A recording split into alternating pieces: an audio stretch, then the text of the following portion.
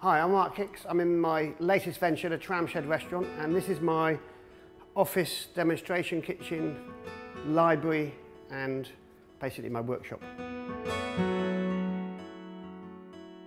I'm going to make a steak salad with mustard dressing. I'm going to use ribeye steak here. It's nicely marbled, keeps very moist during cooking. Now the crucial thing when you're cooking steak is to get your pan as hot as you can get it, so the meat actually caramelizes during cooking.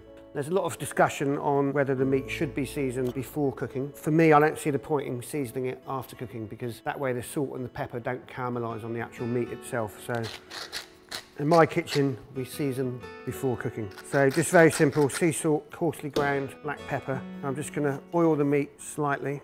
You don't need a lot of fat on this because the meat, as you can see, is really heavily marbled, and that's going to melt into the pan. So for the dressing, I've made this fairly mustardy. I've used Dijon mustard, some red wine vinegar, and rapeseed oil.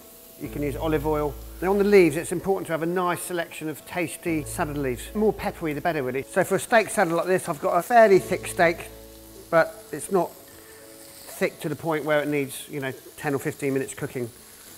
This is going to literally cook for 3 or 4 minutes on each side. So a little added extra to the salad, a Yorkshire pudding. I'm literally going to tear the Yorkshire pudding, and that's going to become part of the salad. You could use leftover Yorkshire puddings from your Sunday roast, or just make fresh ones. So I'm going to lightly dress the salad leaves. So I'm just going to tear the Yorkshire pudding, depending how big they are, into maybe 4 or 5 pieces. So a large Yorkshire like this is probably enough for 2 people.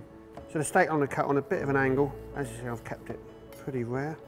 So a bit more dressing on the salad to finish. So I'm going to use some freshly grated horseradish. You can use as much or as little as you want of this. If you can't find fresh horseradish to grate, then add a little bit of horseradish to the actual dressing itself. And try and use the really pure horseradish as opposed to the creamed horseradish. I hope I've given you some good tips on cooking beef, and really hope to see you very soon at the Tramshed restaurant.